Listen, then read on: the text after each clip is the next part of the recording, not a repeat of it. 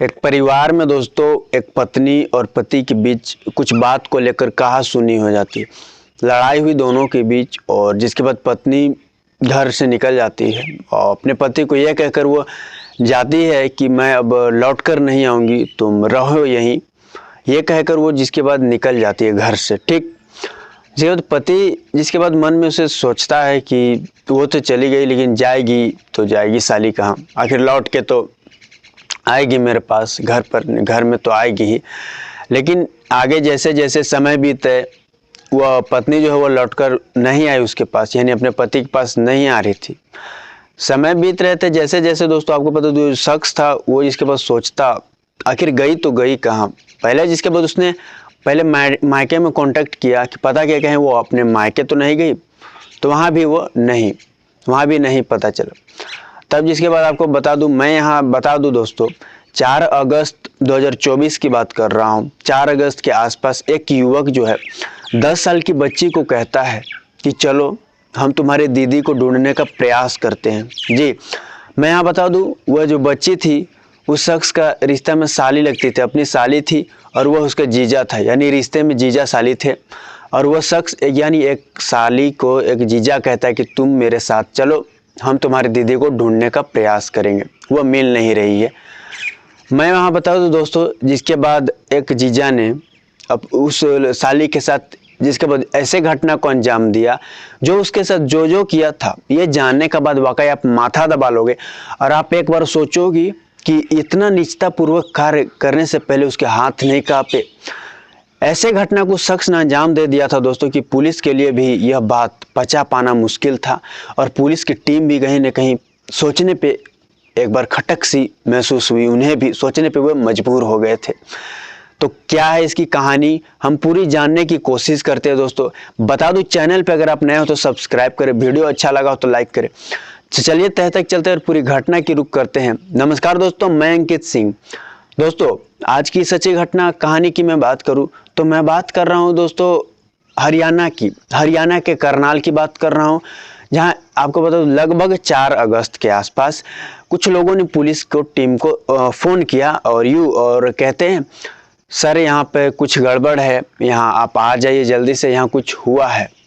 मतलब 4 अगस्त को नहीं दोस्तों, उसके अगले सुबह 5 अगस्त को पुलिस को सूचना दी जाती है और उसके बाद पुलिस की टीम आपको बता दो बताए हुए पते पर वह उस रेलवे ट्रैक पर पहुंचती है। पुलिस की टीम भी देखती ये है कि एक बच्ची है जिसकी उम्र 10 से 11 साल के आसपास है, उसकी लहूलुहान है, लाश पड़ी है और दाहिना पैर कटा हुआ है और बुरी तरह से जख्मी, कपड़े फटे, मतलब देख के मानो वैसे जैसे लोगों की रूह सी कांप जाए। बहुत दर्दनाक मौत उसे दिया गया। पुलिस की टीम के लिए दोस्तों यह वाकई सोचने वाली उस वक्त की बात रही होगी। और क्या थी, जिसके बाद पुलिस की टीम साला अब अपना काम करेगी ना दोस्तों, तो पुलिस की टीम अपना काम कर रही थी, लोगों से, आसपास के लोगों से पूछताछ भी कर रही थी, आगे कार्रवाई कर रही थी। जहां बच्ची की डेड बॉडी को अपने शिनाख्त मिली और पोस्टमार्टम के लिए भिजवा दिया था। बता दो ये 5 अगस्त की वारदात है दोस्तों, जब पुलिस आसपास के लोगों से पूछताछ के साथ साथ सीसीटीवी कैमरे खंगालना शुरू कर दी। जब कैमरा खंगाला थे सीसीटीवी, तो दोस्तों उसमें सीसीटीवी कैमरे में वो कैप्चर हो गया वो वीडियो, वह लोग जब एक युवक उसी बच्ची को अपने साथ ले जाता दिख रहा है और दोस्तों जिसके बाद पुलिस की टीम आगे कार्रवाई करते हुए बच्ची के परिवार वालों को उस फुटेज को जब दिखाया उस परिवार में, तो परिवार वालों ने पहचान कर लिया, बता दिया कि यह उसका रिश्ते में ये तो जीजा है, नाम इसका गणेश है, जो कि मूल रूप से बिहार का रहने वाला है और इसने इसकी बड़ी बहन से लव मैरिज किया था लगभग आज 1.5 से 2 साल पहले। तो दोस्तों जहां बता दूं उसकी बात, उसकी जो बड़ी बहन घर छोड़कर भागी थी उस तक भी पहुंची। पता चला कि उसकी छोटी बहन इस दुनिया में नहीं, और उसका अंजाम देने वाला जब पता चला कौन है तो और सोचने पे मजबूर, हर कोई यहाँ सोचने पे मजबूर था, क्योंकि उस शख्स ने अपनी साली के साथ ऐसे वारदात को अंजाम दे दिया था। उसे बता दो उसे कैसे क्या हुआ था पूरी यहाँ हम बात करेंगे। बता दो जब बड़ी बहन का यहाँ बयान है पुलिस की पूछताछ में, उसने भी यह बात रखी है कि हम मूल रूप से उत्तर प्रदेश के आगरा के रहने वाले हैं और हम चाचा के यहाँ करनाल में रहते थे, हम और मेरी छोटी बहन। तो मेरी शादी गणेश नाम के एक युवक से हुई थी, जो कि बिहार का, मैंने बताया बिहार का रहने वाला था।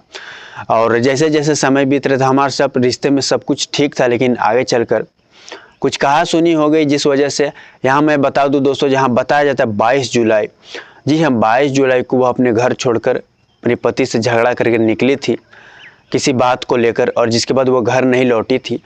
तो जिसके बाद पति जो है उस शख्स का भी दोस्तों, जहाँ बताया जाता है कि उसका एक लड़की से प्रेम प्रसंग चल रहा था, तो मन में उसे शक पैदा हुआ और उसे लगा कि यह बात तो मेरी साली जानती है और कहीं उसने अपनी दीदी को तो नहीं बता दिया, या मतलब अलग अलग उस शख्स जिसने इस घटना को अंजाम दिया उसे मन में आ रहा था, ख्याल आ रहा था।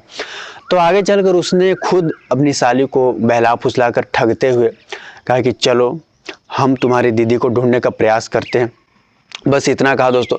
और वो बच्ची थी 10 साल की उम्र की, जो कि जहाँ बताया जाता है 6ठी क्लास में पढ़ती थी, उसे उतनी समझ नहीं, तो बड़े की बात मानते हुए वह जिसके बाद चली गई।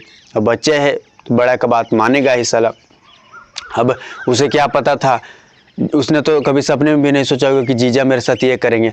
क्या किया बता दूँ तो साली को ले जाता है, जहाँ बता दूँ 4 अगस्त के आसपास शाम के करीब 6 बजे रेलवे ट्रैक पर, करनाल का एक रेलवे ट्रैक बताया जाता है, जो उस रेलवे ट्रैक के आसपास सुनसान जगह में एक गन्ने के खेत पर ले गया सबसे पहले, और जिसके बाद उसके साथ गलत हरकत की, उसके साथ दोस्तों बच्ची के साथ गलत काम किया उसने, जहां बताया जाता है बलात्कार जैसे घटना को उसने पहले अंजाम दिया, और इसके बाद ब्लेड से उस पर गला पर उस पर रेत दिया, मतलब ब्लेड से वार किया गला लहूलुहान खून से, लेकिन भी बच्ची की सांसें चल रही थी।